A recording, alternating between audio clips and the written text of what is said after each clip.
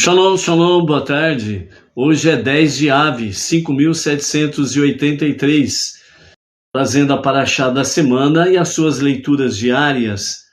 Hoje é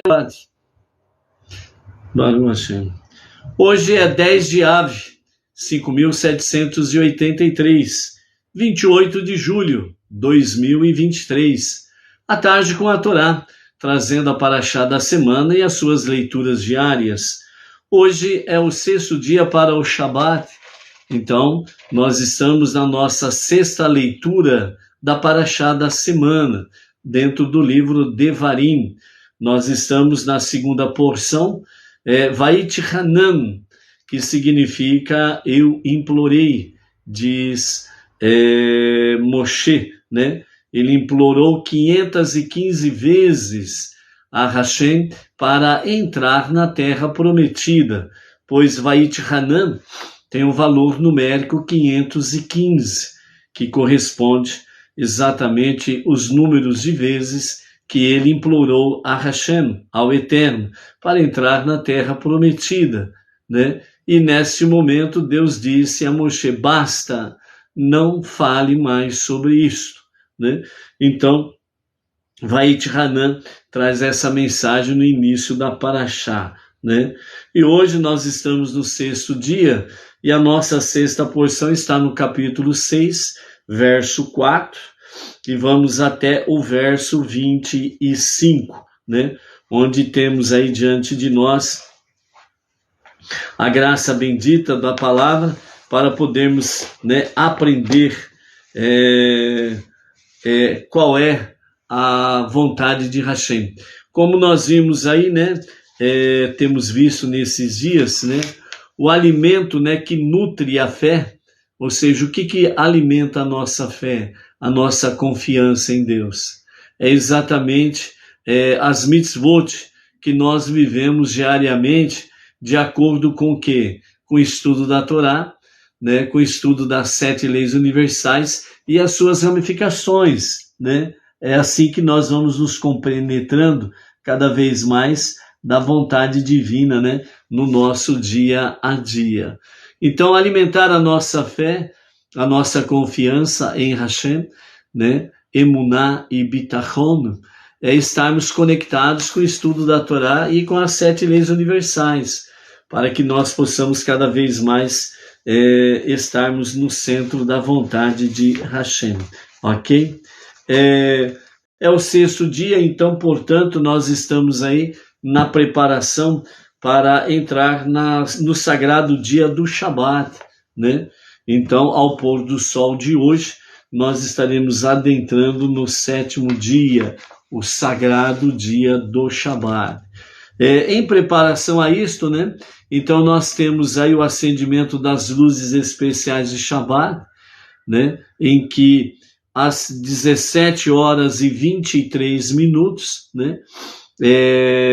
As Batnor, as mulheres em casa, estarão acendendo as luzes especiais de Shabat, né? Às 17 horas e 23 minutos, né? O homem pode acender as luzes especiais de Shabat? Pode, né?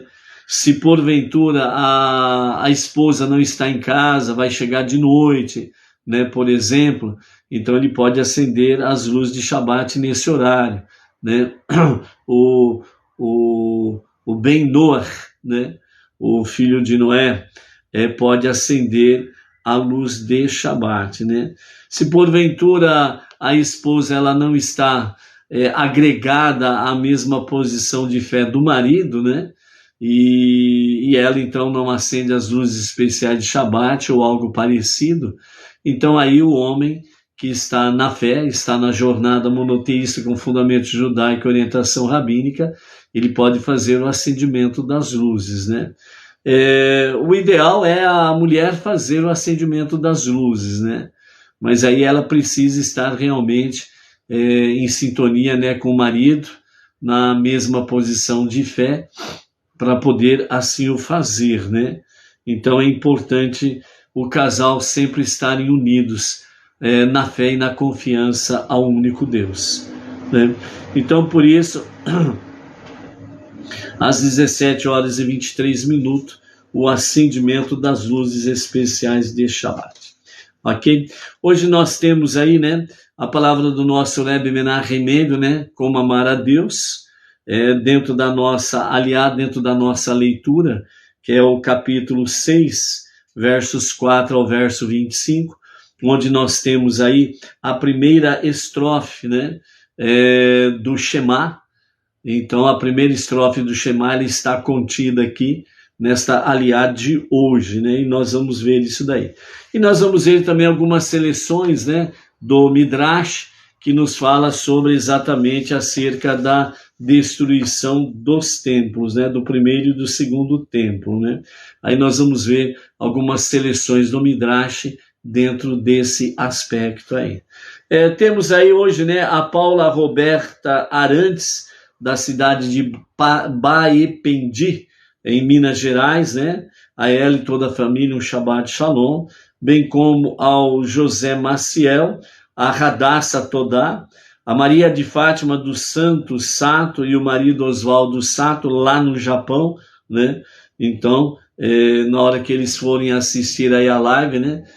Será daqui aproximadamente 12 horas, né? Que é a diferença, né? Aqui, enquanto nós estamos aí em torno de 14 horas e 20 minutos, né? Ou para 25 minutos, lá é 2 horas e 25 minutos da madrugada, né? Então é a noite, madrugadão lá, né? Então, depois, né, a Maria de Fátima dos Santos Sato e o esposo Oswaldo Sato lá no Japão, né? E assim como toda a comunidade Bnei Noach no Japão, também, né, o nosso Shabbat Shalom. A Josinete Maria, da cidade de João Pessoa, Paraíba, né? João Pessoa, capital da Paraíba. E também a Patrícia Costa, lá de Betim, Minas Gerais, que também está conectada aí em A Tarde com a Torá, ok? E nós temos aí Dina Silva, né? Que está aí, aqui da Sinagoga Bnei Noach Regional Bauru, o Roberto Andrade, lá de Paraguaçu Paulista, que também está por aí, e quem mais? A Roseli Carvalho, lá de Santa Catarina, o Ronald Nunes de Lima, né, que também está aí conectado, né, Baruch Hashem. O Ronald, eu não lembro a cidade, Manaus, capital do Amazonas, né? Está aí conectada. Então, aos amados aí familiares, né? E todas as comunidades Bnei Noach, o nosso Shabbat Shalom. Com referência, né, à destruição que nós temos aí, né? Que nos fala a questão do templo, né? Nós temos aí, né, nessa data, né, do dia 9 de Av, de Shab Av, a destruição dos 2 templos, né? E os 2 templos aí tiveram essa destruição nessa data e por isso motivo realmente de grande luto nesse período todo, que começou dia 17 de Tammuz e tem o seu auge, né, no dia 9 de Av, mas também vai até o meio-dia do dia 10 também, né? O Estevão Monteiro, né, do Rio de Janeiro, também está por aí. A Chesca Matos, né, e família, lá da cidade de Eusébio, Ceará. O Adão Faustino da Costa, né, lá de Montes Belos, né, em Goiás, também está por aí, né? Então, aos amados aí um Shabbat Shalom juntamente com os seus familiares, Baruch Hashem. Então, nesse sentido, nós temos aí, né, vamos trazer para os amados algumas seleções do Midrash acerca da destruição do templo, né, o que os sábios nos falam através do Midrash com referência à destruição do templo, né. O livro de Lamentações, né, conhecido popularmente como Lamentações de Jeremias, no capítulo 4, verso 12 diz, né, não acreditavam os reis da terra, nem os habitantes de todo o mundo, que pudesse um inimigo penetrar os portões de Jerusalém. Por que não acreditavam? Porque realmente souberam de tudo aquilo que Deus fez através do tempo na vida do povo judeu. Então, ninguém acreditava que seria capaz de alguma força inimiga penetrar os portais de Jerusalém. E ainda mais vencer o povo judeu e, pior ainda, né, destruir a sua grande identidade de fé monoteísta, o grande templo, o Beit HaMikdash, né? Então, as próprias lamentações de Jeremias, né, traz essa realidade aí no capítulo 4, verso 12, né? Porém, né, a história comprova e o Midrash traz para nós, né? Segundo o sábio Ravá, ele ensinou que Nabucodonosor, ele despachou para Nebuzaradã mais de 300 burros carregados com uma quantidade imensa de machados de ferro, né? Nebuzaradã, ele é conhecido como o grande carrasco, né, de Nabucodonosor. Foi realmente um guerreiro cruel, sem piedade em qualquer nível, sem nenhum pingo de piedade. Ele realmente foi ali para assassinar mesmo, né? E ele cumpriu com rigor realmente a sua missão de assim o fazer, né? Assassinar o povo judeu. Então, esses 300 burros estavam carregados com machados de ferro, mas todos eles se quebraram ao serem usados na tentativa inútil de derrubar o único portão de Jerusalém. Assim, o Salmo 74, verso 6 diz: E agora todos os portões com machados e picaretas eles atacam, né? Quando Nebuzaradã se deu conta de que não conseguiria derrubar os portões com os machados, ele decidiu voltar, temendo que lhe acontecesse o mesmo que acontecera a Senaqueribe. Então, uma voz celestial declarou: Levanta-te, Nebuzaradã, está na hora do grande templo ser destruído. Só havia sobrado um único machado. Ele tomou, deu uma única pancada e o portão abriu. E ele invadiu a cidade, matando a todos que tentassem impedir o seu caminho, até chegar ao templo. Uma vez lá, ele incendiou completamente. Naquele momento, o santuário começou a subir para o céu, mas do céu foi pisado, conforme fala Lamentações capítulo 1, verso 15. Como se fora numa prensa para a vinha, o Eterno pisou nas donzelas de Judá. Então Nebuzaradã ficou todo orgulhoso da sua conquista, e uma voz celestial declarou: Você matou um povo morto, pôs fogo em um santuário queimado, e moeu uma farinha que já estava moída, né? Ou seja, na realidade, ele não fez absolutamente nada nesse sentido, né, para ter orgulho, né, porque o povo já estava, de fato, já estava sentenciado à morte, por assim dizer, né, devido às suas iniquidades perante Hashem, as violações dos mandamentos, e isso trouxe para eles realmente essa situação difícil, né? Então Deus disse para Jeremias: vá até Anatote e compre o campo do seu tio Hanamel.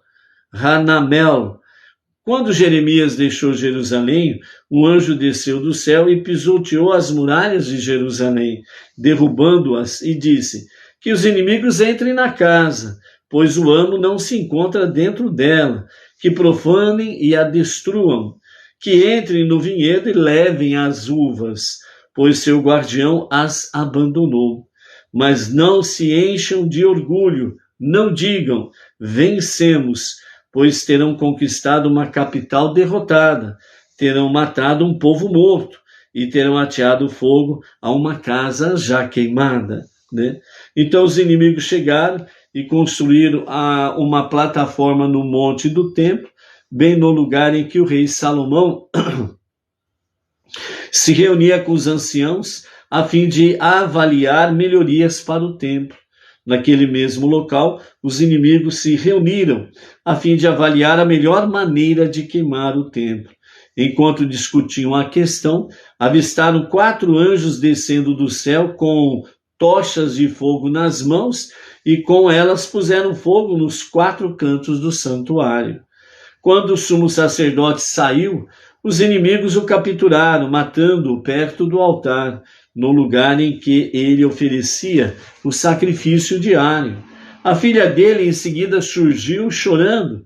Ai de mim, meu pai, a visão mais preciosa de meus olhos. E eles também mataram a filha do sacerdote, misturando o sangue dela ao de seu pai. E quando os sacerdotes e os levitas viram o templo ardendo em chamas, eles agarraram as harpas e as trombetas e se jogaram no meio do fogo, morrendo queimados. Também as donzelas que teciam as cortinas se jogaram no meio do fogo, ao verem o templo em chamas, e morreram queimadas. Vendo o que acontecia, o rei Zedequias, que era perverso, tentou escapar por um túnel que ligava o seu palácio aos arredores de Jericó, por onde passava um canal de água. Mas Deus fez com que um cervo caminhasse ao longo do teto do túnel, e os soldados babilônicos perseguiram o cervo e chegaram à entrada do túnel e se depararam com o rei Zedequias e a sua família em fuga. Então, os soldados babilônicos capturou o rei e toda a sua família. Nebuzaradã enviou-os a Nabucodonosor, que disse: Zedequias, por que você se rebelou contra mim? Como devo julgá-lo? Se eu julgar conforme as leis do seu Deus, você merecerá a morte, por ter jurado em falso que não se rebelaria usando o nome de Deus.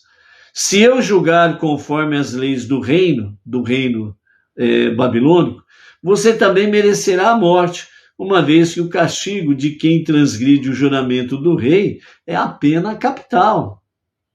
Então Zedequias respondeu: mate-me primeiro, eu não aguentaria ver o sangue de meus filhos. Mas os filhos também suplicaram: mate-nos primeiro, nós não aguentaremos ver o sangue de nosso pai derramado no chão. Então Nabucodonosor fez o seguinte: primeiro matou os filhos na frente do pai, em seguida arrancou os olhos dele, do rei Zedequias, colocou os seus filhos em um forno e levou para a Babilônia. Zedequias clamou: vejam só, mortais, o que Jeremias profetizou, e me disse: você será levado à Babilônia e ali morrerá, mas a Babilônia os seus olhos não verão. Eu não dei atenção às palavras dele, e eis-me aqui, na Babilônia, sem que os meus olhos possam ver a Babilônia. Zedequias perseguia Jeremias, o profeta, justamente porque o profeta Jeremias não falava nada de bom para ele, e também não falava boas coisas que viria sobre ele, o rei Zedequias. Por quê? Porque ele vivia numa rebelião contra Deus, a vontade divina. Então, Zedequias o perseguia e também teve vez que acabou prendendo o profeta. Então, por isso, Zedequias fala aqui, segundo o Midrash, que Jeremias falou, mas ele não deu atenção e as coisas estavam acontecendo com ele. Quando Jeremias, e um detalhe aqui que nós temos aqui, é a respeito da voz do anjo falando, que o guardião de Jerusalém abandonou Jerusalém. Foi o momento em que o profeta, o profeta abandonou, as dependências, ali do templo, as cercanias do templo, justamente para poder Jeremias, como se ele tivesse abandonado, no sentido de que o guardião de Jerusalém, como diz aqui o Midrash, o Nebuzaradã, que estava abandonando o seu intento de invadir, destruir e matar, Então foi dito a Zeburadã, uma voz, né, se ouviu que vinha do céu, né, que o guardião, o profeta Jeremias, ele tinha abandonado a sua posição, né, e Jeremias estava seguindo uma visão espiritual. Então, nesse momento, aconteceu o quê? Aconteceu o momento em que foi propício para que Zeburadã, né, Nebuzaradã, ele invadisse realmente o templo e ali causasse uma grande morte ali dentro do templo e alterando a santidade do templo, né? Então, por isso, depois de Edequias, né, diante de todos os acontecimentos, é onde que ele fala, né? Realmente, Jeremias, o profeta, disse, mas eu não dei atenção às palavras dele, e eis-me aqui na Babilônia, sem que os meus olhos possam vê-la, né? Então, ele estava na Babilônia, mas ele não podia contemplar, né? Então, quando Jeremias saiu de Anatote a caminho de Jerusalém, ele levantou os olhos e, ao ver de longe a fumaça que saía do templo, ele pensou, talvez o povo de Israel tenha se arrependido e começado a oferecer sacrifícios, pois a fumaça do incenso já pode ser vista. Ao chegar à muralha de Jerusalém e ver que o grande templo se transformara numa pilha de pedras, e que as muralhas da cidade tinham sido lacradas, ele chorou dizendo, né, no capítulo 20, verso 7, né, no livro de Jeremias, ó Eterno, tu me persuadisse a sair de Jerusalém e eu me deixei persuadir, né? Então ele saiu de Jerusalém porque o profeta era o guardião de Jerusalém. Então, o profeta foi tirado de Jerusalém, né, pela voz divina, e então o guardião de Jerusalém não estava presente. E isso trouxe o quê? Trouxe fraqueza na defesa de Jerusalém. E aí Nebuzaradã e os seus, né, acabaram conseguindo invadir, trazer grandes danos, né, ao templo, aos sacerdotes, uma grande mortandade, né? E quando Jeremias está retornando, ele pensa que o povo se arrependeu, né? Porque ele sabia que somente a Techuvá, o retorno a Deus para um genuíno e verdadeiro arrependimento, era o único remédio que possibilitaria que não fossem destruídos. Somente a Techuvá impediria realmente a invasão babilônica. E se o povo não fizesse a Techuvá, a morte seria certa, porque era uma rebelião contra Deus, né? E então, quando ele vê a fumaça de longe, segundo o Midrash, a primeira coisa que ele pensa é uma coisa positiva. O povo fez Techuvá e eles estão ali fazendo o oferecimento dos sacrifícios em louvor a Deus. Mas quando ele chega perto, ele vê que não é nada disso daí, né? Então, ele seguiu em frente gritando, né, o profeta Jeremias, que caminho tomaram os pecadores? Que caminho tomaram aqueles que estão perdidos? Quero tomar esse mesmo caminho para exilar-me com eles. Todo o trajeto estava ensopado de sangue dos assassinos. Aproximando o rosto do solo, percebeu a pegada das crianças que tinham sido levadas para o cativeiro. Aproximando dessa forma, né, o seu rosto no solo, ele viu as marcas, né, dos passos das crianças que estavam sendo levadas cativas, né, para a Babilônia. Então ele prostrou-se e beijou-as. Vendo um grupo de homens jovens acorrentados, tentou juntar-se a eles, mas ele foi repelido por Nebuzaradã. E depois viu um grupo de homens mais velhos acorrentados e tentou juntar-se a eles. Mais uma vez, Nebuzaradã o repeliu, e ele chorou diante deles, e eles choraram diante dele. E então ele disse, meus irmãos, meu povo, tudo isso aconteceu porque vocês não ouviram as palavras de minhas profecias, né? Então, ele estava dizendo toda essa tragédia era exatamente por vocês não ouvirem a voz de Deus através do profeta. E aí veio a calamidade. E agora eles estavam sendo levados cativos para a Babilônia, né?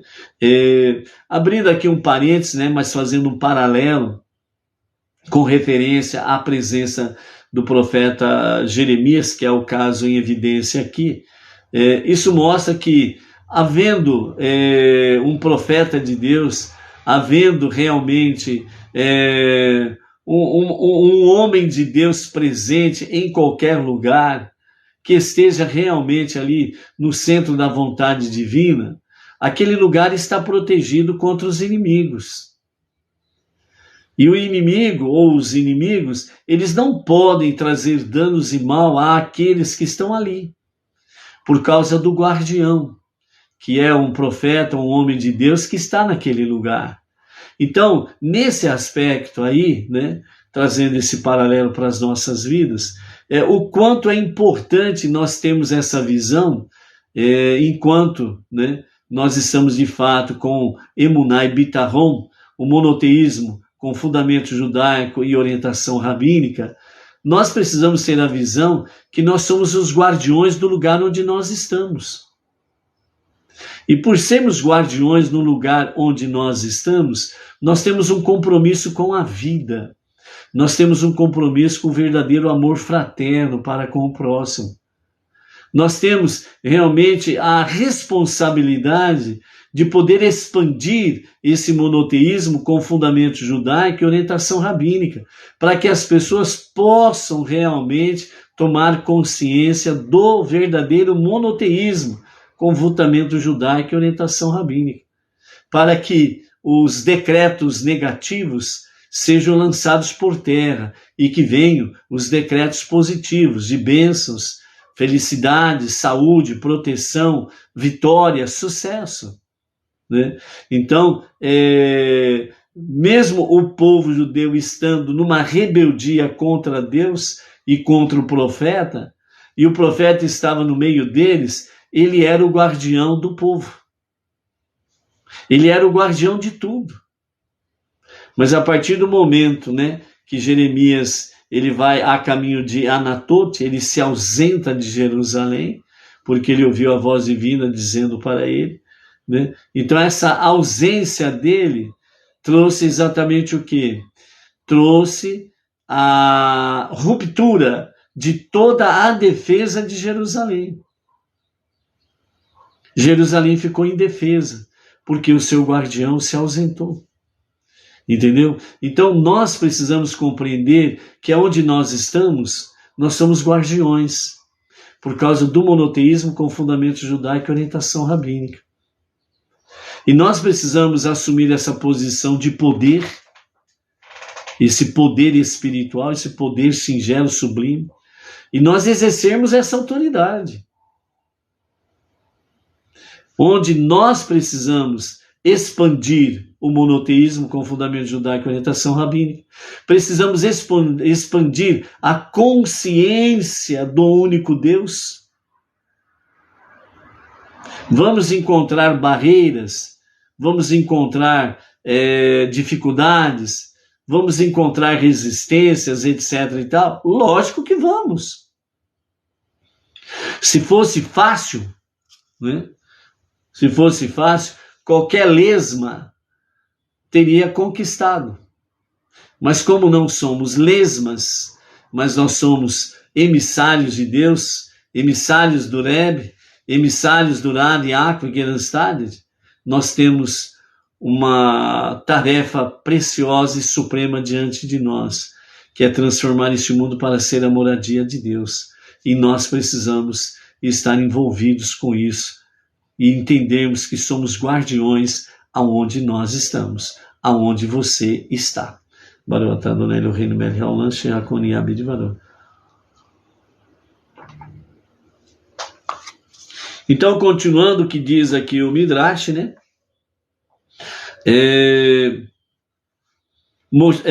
Jeremias, né? Ele tentou de todas as formas ir junto com o povo para a Babilônia, porém Nebuzaradã, ele simplesmente repeliu impedindo que Jeremias se acorrentasse aos que estavam sendo levados prisioneiros e cativos, né?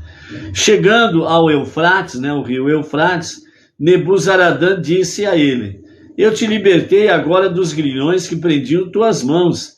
Se te convém vir comigo à Babilônia, vem, e cuidarei de ti, como está escrito em Jeremias capítulo 40, verso 4. O profeta pensou: se eu acompanhá-los à Babilônia, não sobrará ninguém para consolar os sobreviventes em Jerusalém. E assim Jeremias decidiu ficar. Quando os exilados viram que ele não os acompanharia, choraram e gritaram: nosso pai Jeremias, você está nos deixando. É isso que o versículo registra em Salmos 137, verso 1. Às margens dos rios da Babilônia, nos sentamos e choramos, porque eles choraram que o profeta Jeremias não seguia com eles.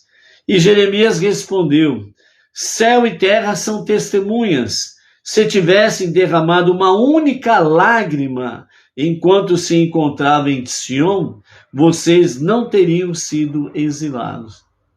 Então, segundo o Midrash,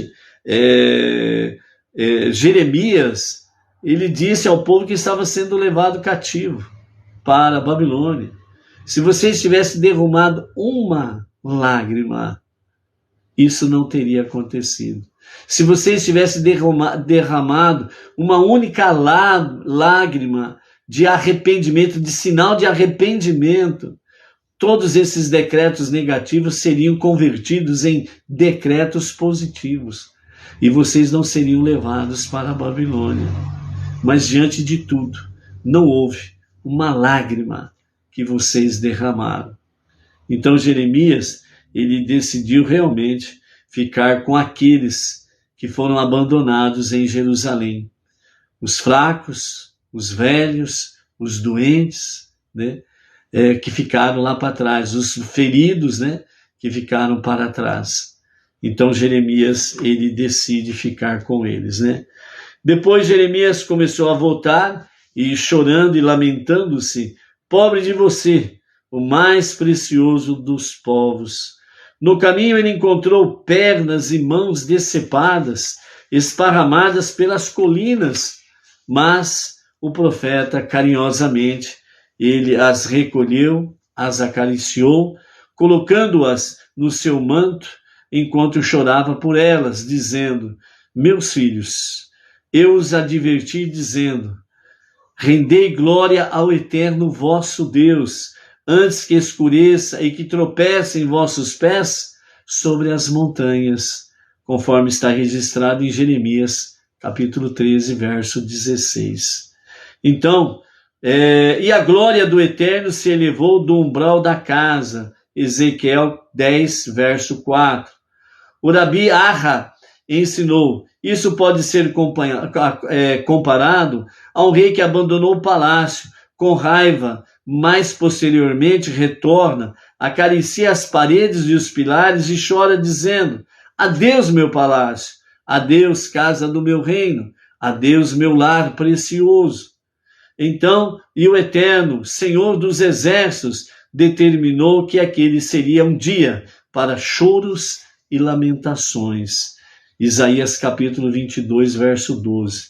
Quando Deus decidiu destruir o templo, ele disse: enquanto a minha presença residia ali, os povos do mundo não podiam tocá-lo. Farei com que os meus olhos não se voltem para ele, e jurarei não envolver-me com ele até o fim dos dias. Que os inimigos entrem e destruam. Deus jurou com a sua mão direita e colocou atrás de si, por assim dizer, conforme o versículo declara em Lamentações, capítulo 2, verso 3. Retirou da frente do inimigo a sua mão direita, a proteção. Naquela hora, os nossos inimigos entraram no santuário e o queimaram, enquanto ele ardia em chamas. Deus disse: eu não possuo mais morada no mundo. Retirarei a minha presença e retornarei para a minha primeira morada. Deus então chorou e disse: ai de mim, o que eu fiz? Eu pousei a minha presença no mundo pelo bem do povo de Israel. E agora que ele pecou, eu voltei para a minha morada original. Tornei-me motivo de escárnio entre os povos, fonte de zombaria para a humanidade. Naquele momento, o anjo Metatron se colocou diante de Deus, prostrou-se e disse: Senhor do mundo, soberano do universo, que eu chore em seu lugar. E Deus respondeu: se você não me permitir chorar, eu me retirarei para um lugar em que você não pode entrar, e ali chorarei, conforme está escrito em Jeremias capítulo 13, verso 17. Mas se não a escutardes, será porque a minha alma está chorando em silêncio. Deus disse aos anjos ministradores: venham, vamos juntos para a minha casa ver o que o inimigo fez. Deus e os anjos ministradores foram precedidos por Jeremias. Quando Deus viu o templo, ele disse: certamente é essa minha casa e morada, na qual o inimigo entrou e fez o que bem entendesse. Deus então chorou e gritou: ai de mim, pela minha casa, meus filhos, onde estão vocês? Meus sacerdotes e levitas, onde estão vocês? O que farei com vocês? Quantas vezes eu avisei vocês, e no entanto vocês não se arrependeram, né? Então, a falta de arrependimento causou a destruição do primeiro e do segundo templo. Resumidamente, de forma simples, né? O povo estava em rebelião contra Deus, não obedeciam, não honravam os seus mandamentos, misturaram realmente com os idólatras e fizeram aquilo que era mal aos olhos de Deus, principalmente naquilo que se refere com seu irmão. Foram violentos com os mais fracos. A sua balança nos seus negócios, que significam, eram desonestos, cheios de malandragem e corrupção. Os principais do povo se envolveram cada vez mais em corrupção e maldades, desvio de conduta, e isso trouxe, sem sombra de dúvidas, a ira de Deus sobre os tais. Mas, primeiramente, como Deus sempre faz, ele envia os seus mensageiros, os seus emissários, ele enviou os seus profetas, mas o povo não ouviu, não deu crédito. Muito pelo contrário, muitos perseguiram os profetas de Deus. Era proibido falar a verdade. Atualmente, qualquer coincidência, né, não é uma mera coincidência diante dos fatos que estão acontecendo por aí. Proibido falar a verdade. Os que falavam verdade eram perseguidos. Os que falavam a verdade eram trancafiados. Não é uma mera coincidência o que está acontecendo nos dias atuais. O povo está em rebeldia contra Deus. Deus não é um e nem dois, muito menos três. Deus é um e único, indivisível e incorpóreo. Só Ele é Deus. Só Ele é o Criador. Só Ele é o Redentor. Só Ele é o Salvador. Mas as pessoas, na sua rebeldia, nas suas rebeliões, têm deturpado realmente quem é Deus. E transformaram Deus em alguns aspectos, algumas correntes, né? Dividiram Deus em dois, outros dividiram Deus em três, outros dividiram Deus metade homem, metade animal. E por aí afora vai, fazendo Deus de pedra, de madeira, de gesso, de plástico, né, de metal, e por aí afora vai. E as pessoas não se dão contas. Como que você pode comprar um Deus? Você vai na loja onde vende Deus, igual o pai de Abraão, que fabricava deuses na sua época. Ele ia até a floresta, cortava uma árvore, e nessa árvore que ele cortava, ele tirava lá uma parte para ser lenha na sua casa, e outra parte ele esculpia ali qualquer coisa, e depois saía para vender como uma divindade, como um Deus. E as pessoas estão se dando conta que estão vivendo exatamente a mesma coisa. A idolatria vai levando as pessoas cada vez mais a uma conduta sem freio, sem disciplina, sem ética, sem amor, sem realmente uma vida digna espiritualmente falando. E por isso, os 2 templos foram destruídos por essas práticas abomináveis aos olhos de Deus, né? Então, realmente, o profeta é o guardião daquela localidade. Você precisa ser um guardião na sua localidade, onde você estiver, ok? Então, por isso, realmente, Deus disse para Jeremias, né, depois: hoje eu estou como alguém que levou o seu filho único embaixo do palio nupcial só para vê-lo morrer. E você não está angustiado por mim ou por meus filhos?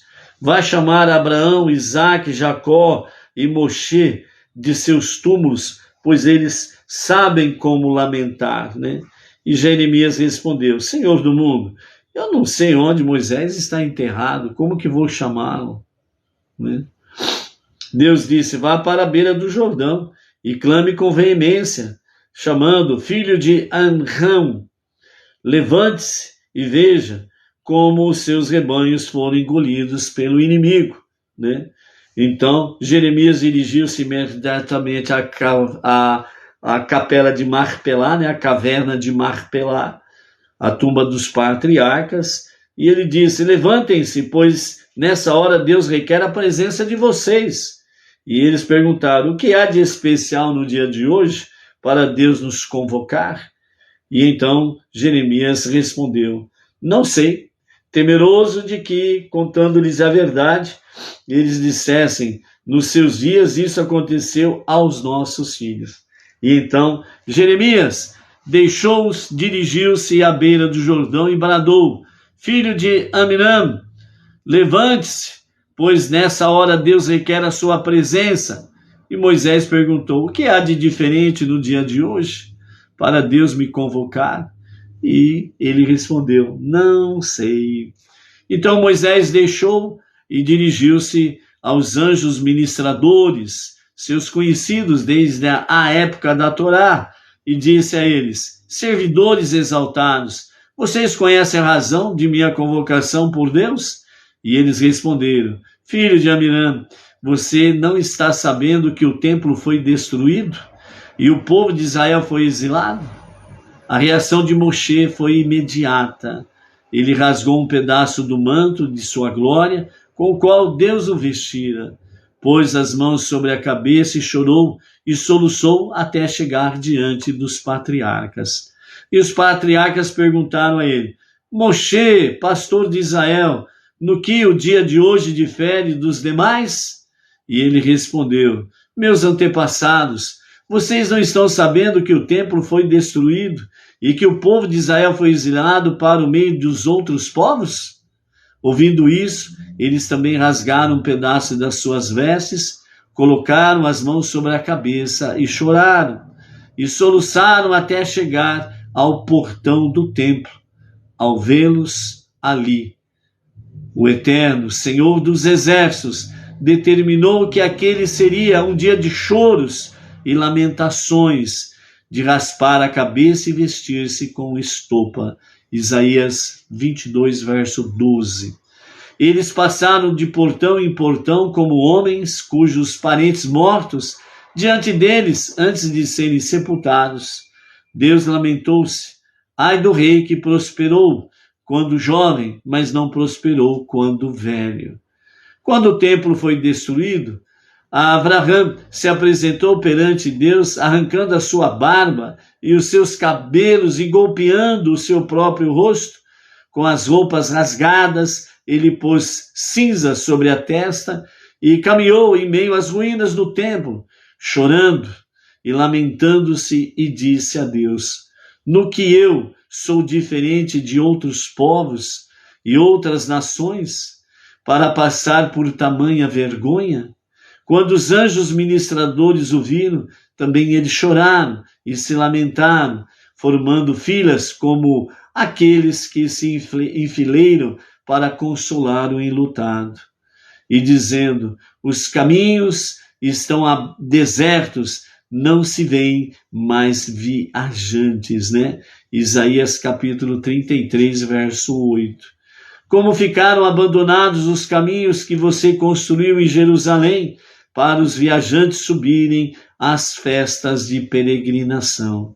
Então Deus se lembrou dos anjos ministradores e disse-lhes: por que vocês choram enfileirados?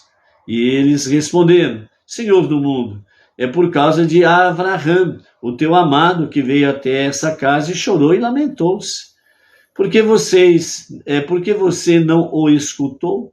E Deus respondeu: desde a morte de meu amado, ele não veio até essa casa.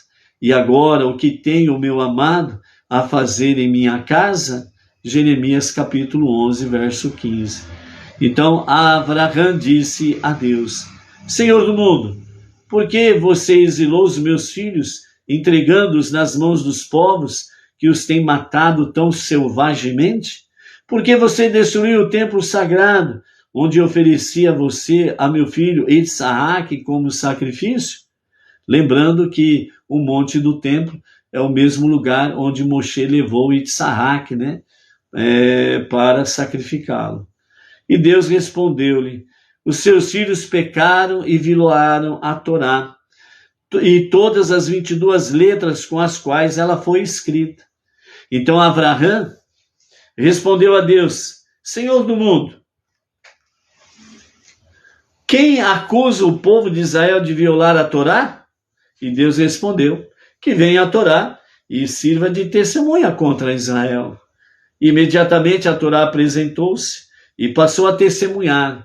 Avraham, disse ela, minha filha, você veio testemunhar que Israel transgrediu as suas mitzvot e não sente nenhuma vergonha diante de mim? Tu te lembras do dia em que Deus te ofereceu de povo em povo e todos se recusaram? Ninguém te aceitou até que os meus filhos foram ao Monte Sinai e te aceitaram com honra. E agora, nessa hora tão angustiosa para eles, tu vens e testemunhas contra eles? Ao ouvir isso, a Torá se afastou e não testemunhou contra eles. Então Deus disse a Abraão que as 22 letras do alfabeto hebraico se apresentem e testemunhem contra Israel. Elas se apresentaram e a primeira letra, Aleph, começou a depor dizendo que Israel tinha transgredido a Torá. E Avraham disse a ela: Aleph, você é a primeira das letras, e nessa hora tão angustiosa para eles, você vem e testemunha contra eles? Lembre-se do dia em que Deus se revelou no Monte Sinai e começou os 10 mandamentos por você, com Aleph, Anohi, Hashem, eu sou o Eterno. Nenhum povo, a não ser os meus filhos, quis aceitá-la. E agora você vem e testemunha contra os meus filhos? Ao ouvir isso, a letra Aleph afastou-se e não testemunhou contra eles. E então veio a letra Beit, né, testemunhar contra o povo judeu, né? E aí teve que encarar Avraham. O que Avraham disse para a letra Beit? Amanhã nós vamos ficar sabendo o que Abraão falou para ela, ok? Então amanhã a gente continua as seleções do Midrash, e aí nós vamos ver o que Avraham disse a segunda letra do alfabeto hebraico, Beit, né? Ou Bet, né? Então, vamos para a nossa aliá de hoje, ok? Baruch Hashem. Amanhã a gente continua, ok? Nós estamos na nossa sexta aliá, capítulo 6 de Deuteronômio.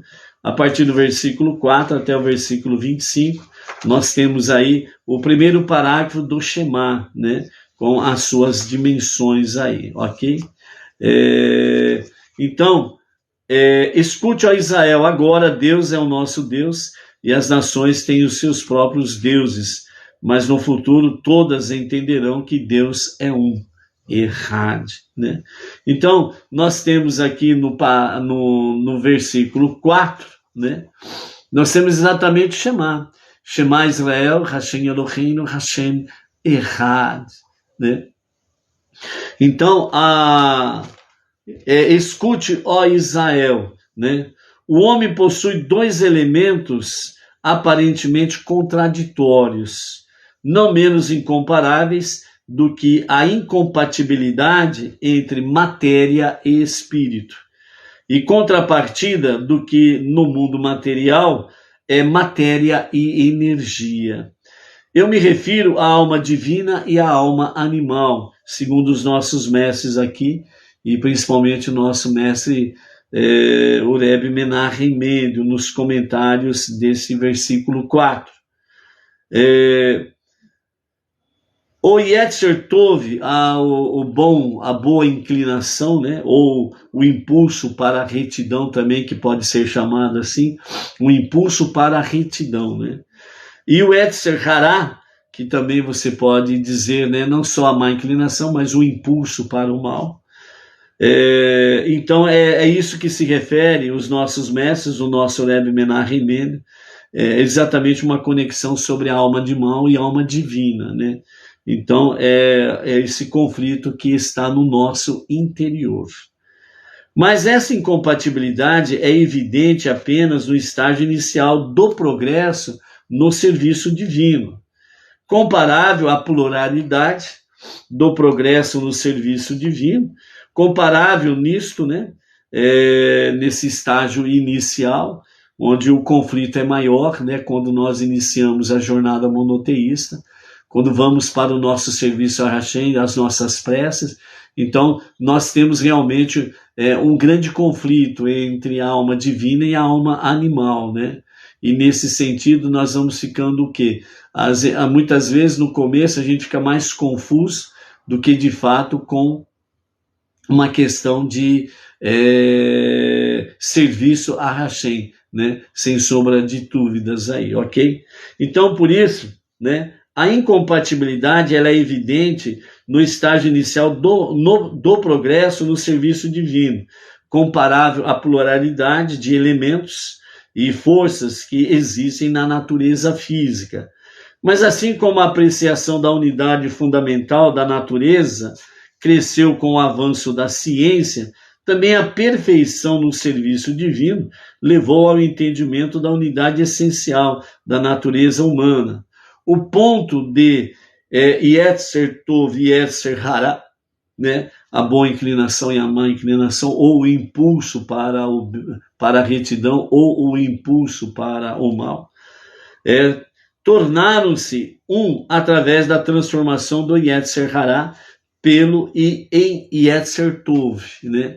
Então está dizendo que a nossa alma divina, o nosso Yetzer Tov, a boa inclinação ou o impulso para a retidão, é que precisa dominar a alma animal, o Yetzer Hará, para somar com a alma divina e aí vir exatamente formar para o serviço divino, né?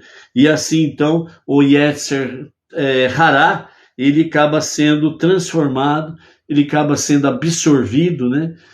Por Yetzer Tov.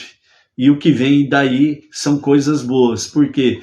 Porque os pontos positivos do Yetzer Hará são acrescentados na alma divina, no Yetzer Tov, na boa inclinação, entre elas, né? A coragem, a ousadia, não ter medo de nada, de ninguém, né? Vai em frente com toda a robustez, certo? Então, e coisas semelhantes a essas. Então, é o que a nossa alma divina precisa, né? Não precisa, a nossa alma divina, ela não precisa de timidez, ela precisa desse arroxo, né? Do Yetzer Hará, a má inclinação. que realmente o impulso para o mal, ele é muito forte, é ousado, destemido, é bravo. Isso precisa ser transformado em Yetzer Tov, a boa inclinação ou impulso para a retidão. Aí ninguém segura o povo de Hashem. Entendeu? Então é nesse sentido que fala aí.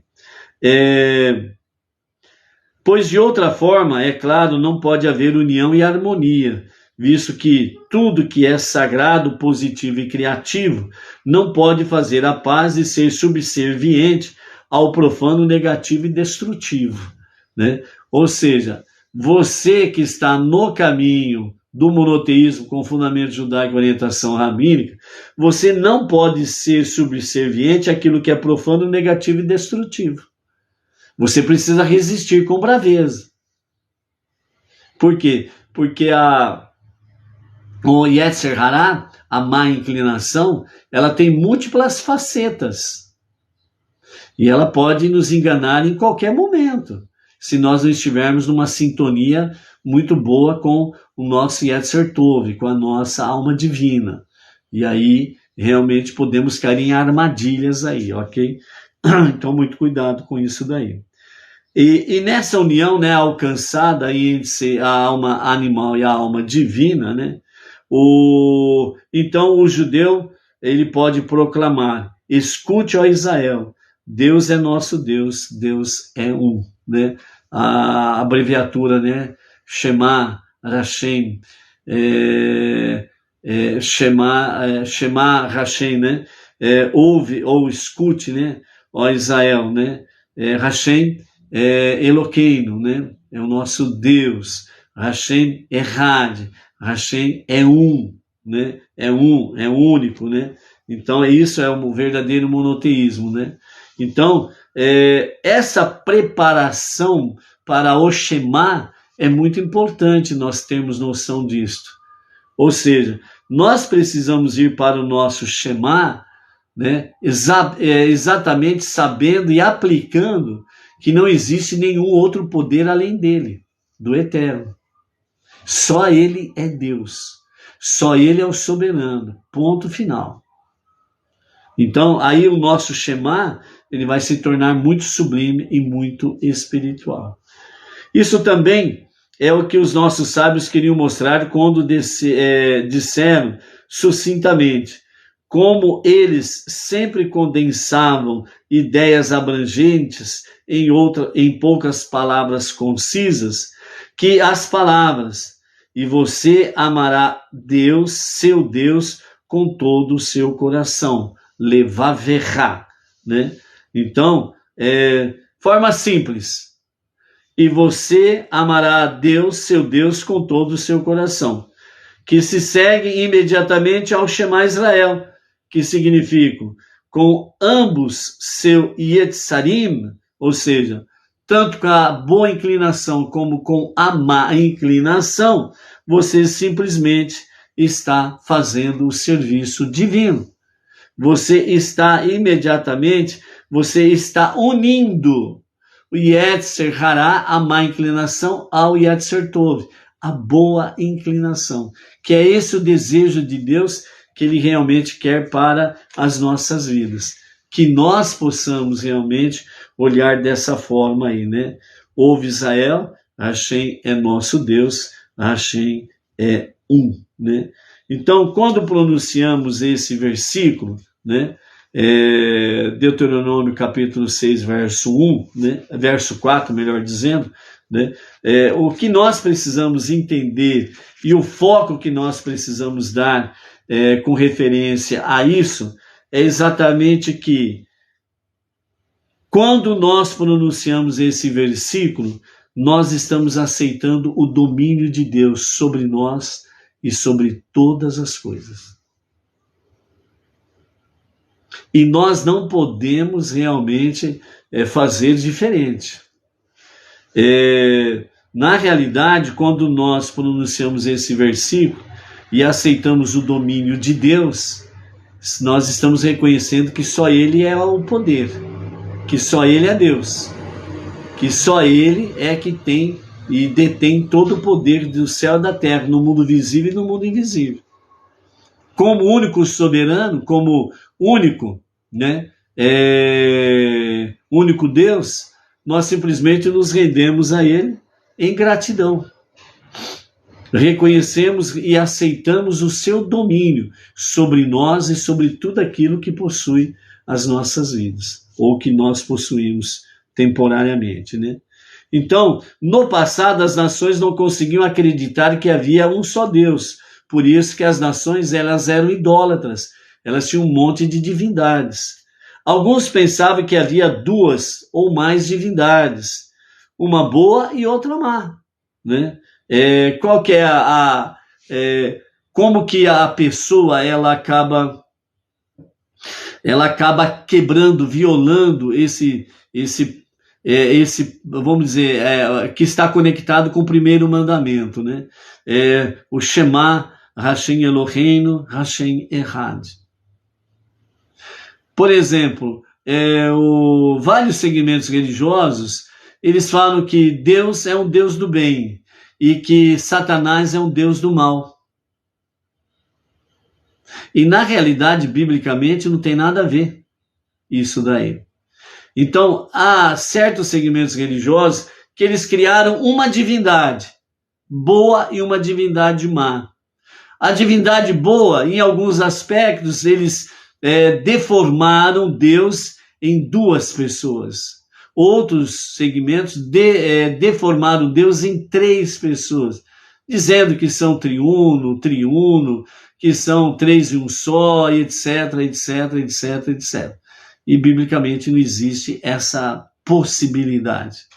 E muito menos de querer dizer que Deus se fez homem, nasceu como um homem, por uma obra sobrenatural, que também é impossível isto, ok? É impossível Deus se materializar numa forma humana, e é impossível uma mulher se engravidar sem coabitar com seu marido. É impossível. Não existe isso em nenhuma faculdade da história, em nenhum momento realmente da história da humanidade, ok? Então isso é impossível. Então, aceitar o domínio de Deus é, de fato, não reconhecer nenhum outro poder.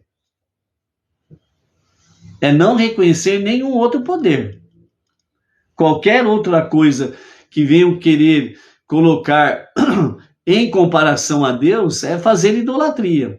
Então, alguns segmentos colocaram em Satanás como Deus do mal. Um pouco inferior a Deus, mas é um Deus. Isso é idolatria. E idolatria pior ainda é quando classificam Deus como 2 ou 3. Aí piorou a coisa, entendeu? Então isso é muito, muito difícil. Então não existe isso daí, não existe essa possibilidade.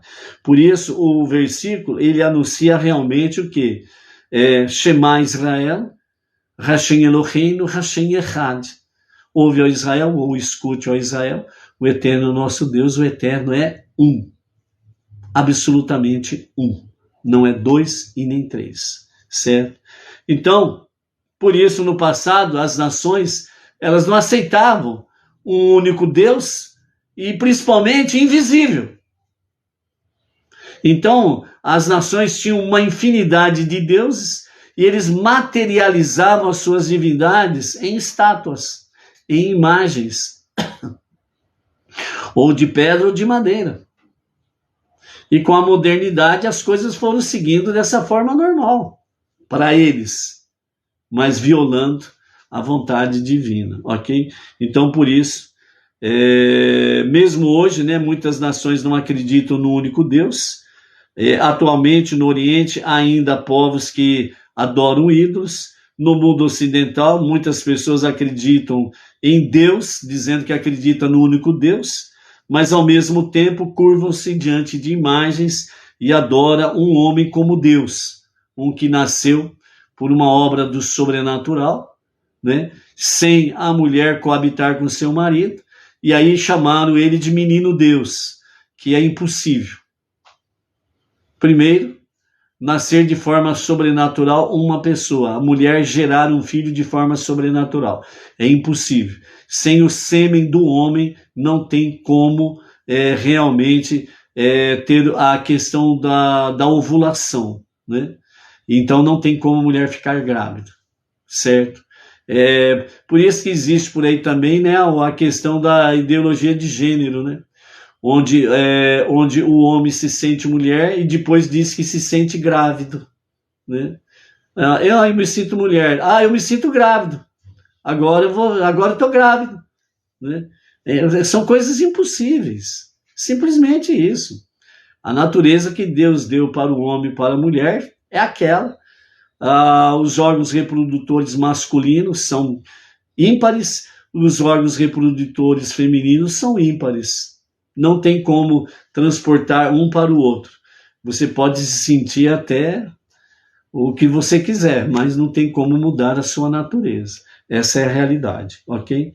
Então, por isso, acabaram entrando realmente nas idolatrias de diversas formas, etc. e tal. O mundo é governado por um único Deus. Ele é tanto um Deus misericordioso, chamado de Deus, né? Bem como também um Deus severo, que ele é chamado de Elohim, né? Então, quando é feita uma referência, né, sobre a questão de um Deus severo, né, aquele que julga com severidade, então o chamado, né, ele é chamado de forma Elohim, um Deus severo, né? E como Hashem, né, é um Deus misericordioso, né, o nome Deus, né, ele é a forma misericordiosa, né, e não a forma severa. Então, nossos sábios entenderam que cada um proclame a sua crença, recitando o versículo Shema Israel 2 vezes ao dia, pela manhã e à noite, né? E se você olhar o versículo de Shema, né, no Sefer Torah, né, ou no Humash, no hebraico, na forma hebraica, nas letras hebraicas, né, você verá que duas letras desta frase têm um tamanho maior. São elas o Ain e o Dalet, né? O Ain, a letra final da palavra Shema, e o Dalet no final da palavra Errad, né? Aquele que é um e único, né? Então, é assim que tem a questão do Shema Israel, Hashem Eloheinu, Hashem Errad, né? Então, o Shema, que é a primeira palavra do escute, ó Israel. Então, a sua forma final, a letra final do Shema é o Ain, e ele está maiúsculo, né? E depois, quando temos no fim da frase, né, Hashem Eloheinu, Hashem Errad, né? O Errad, que significa um, único, né? Então, a letra final de Errad é o Dalet. Então, ele está na forma maiúscula, está maior, por assim dizer, né? Não maiúscula, maior do que as demais letras, tanto o Ain em Shema e o Dalet em Errad, né? Então, os nossos mestres falam que essas duas letras, né, têm o tamanho maior, são elas o Ain e o Dalet, né? E essas duas letras, elas formam a palavra, né, testemunha, né? Deus disse: vocês, o povo judeu, são testemunhas de que eu sou um. Na outorga da Torá, vocês viram claramente que eu sou o único Deus, né? Então vejam bem, monoteísmo verdadeiro, ele só pode ser com fundamento judaico. Por quê? Porque Deus se revelou no Monte Sinai ao povo judeu. É isso que está dizendo aqui. Vocês viram na outorga da Torá de forma clara que eu sou único Deus, que com ele não tinha associação de dois ou três. Ponto final. Então você quer falar sobre Deus, conhecer a Deus, né? Ou discutir sobre a questão de Deus o único, você tem que conversar com quem tem o monoteísmo com fundamento judaico, para que a sua mente possa ser clareada pela única verdade que liberta, a Torá, os 5 primeiros livros da Bíblia. O resto é conversa mole, entendeu? Então essa é a forma de você conhecer o único Deus. E é por isso, né, nós vamos ficando por aqui. e amanhã a gente continua um pouquinho mais falando sobre o Shema, né? Que é muito importante nós estarmos focando essa questão aí, ok? Então, por isso, amados, o nosso mestre, o nosso Rebbe, Menachem Mendel, ele nos fala, para finalizarmos, né? Como amar a Deus, né? Então, nós temos aí a questão do Shema em si, que nós vimos aí, né? No versículo 4, né? E no versículo 5, diz de forma bem clara: ame a Deus, seu Deus, com todo o seu coração, com toda a sua alma e com todo o seu poder. E essas palavras que hoje te ordeno a você devem estar sobre o seu coração. Então, o nosso Rebbe Menachem Mendel, ele diz assim: se uma pessoa já ama a Deus, não precisa que ninguém lhe diga, ame a Deus. E se uma pessoa não ama a Deus, lhe dizer que o que tem que fazer também não vai fazê-la mudar de ideia. Portanto, tanto o sábio medieval, o Rabi Moshe Maimônides, como o fundador do Hassidismo, o Rabi Israel Baal Shem Tov, explicam que esse versículo é ao mesmo tempo um mandamento e uma promessa. Antes desse versículo, diz: vocês vão, ou seja, vocês devem amar a Deus. Nos foi dado a ordem de refletir diariamente sobre a unicidade de Deus, conforme está descrito no versículo. Escuta, Israel, Deus é o nosso Deus, Deus é um. Se meditarmos sobre o significado desse versículo com a devida profundidade, captando plenamente que Deus é o único que realmente existe e faz tudo existir, podemos ter a segurança de que, assim, realmente, chegaremos a amá-lo. Ou seja, amados, o que o nosso Rebbe Menachem Mendel está dizendo aqui, né, como amar a Deus, nesse sentido: escuta, Israel, Deus é o nosso Deus, Deus é um. Se compreendermos de fato e de forma mais plena, mais elevada, que Deus é o único que realmente existe, então realmente nós podemos ter a capacidade de amar a Deus. Mas enquanto você coloca outras divindades, outros poderes além de Deus, então você não está de fato amando o único Deus. Enquanto você estiver realmente se prostrando diante de divindades pagãs, ídolos, sejam de pedra, de madeira e o material que quiserem usar, né?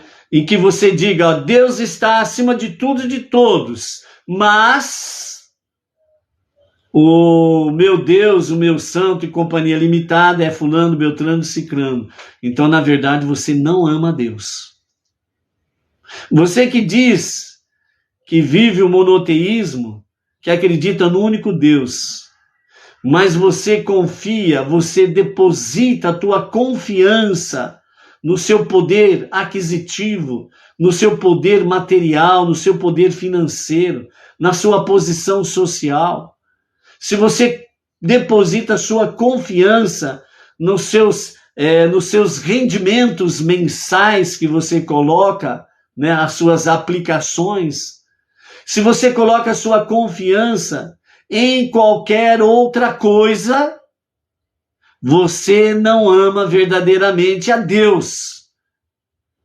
Você tem outros ídolos na sua vida. Muitas vezes eles não são nem de pedra e nem de madeira, mas tem um nome que chama ego, o meu eu, o egocentrismo. Então, como amar a Deus? É você realmente reconhecer que Ele é o único Deus, o único que existe, o único que detém todo o poder nos céus e na terra. E você não tem que se prostrar diante de nada e de ninguém. Então aí você está amando a Deus. Recordando, o acendimento das luzes especiais de Shabat hoje se dará às 17h23, ok? Então, né, as mulheres em casa, né, às 17h23, acendam as luzes especiais de Shabat, ok? A partir das 20h15, diretamente da Sinagoga Benei Noach Regional Bauru, para o Brasil e para as nações, da cidade Sem Limites, estaremos aí trazendo então ao vivo e a cores por esse canal, né, a nossa homenagem ao Shabat, né, a partir das 20h15 no nosso encontro das preces especiais de Shabat. Então, daqui a pouco temos um novo encontro pela graça e a misericórdia de Hashem. E amanhã, à tarde com a Torá, volta aí para completarmos, né, esses aprendizados aqui, principalmente com referência ao Shema, ao único Deus, reconhecendo Ele como único, que existe de fato, absolutamente de fato. Então nós estamos começando a amar a Deus verdadeiramente. Por isso, ame a Deus, desde já, a você, sua família, né, aos seus familiares e todas as comunidades Benei Noach, desde já um Shabbat Shalom. Até daqui a pouco, 20h15, a nossa homenagem ao Shabbat. Shalom, shalom.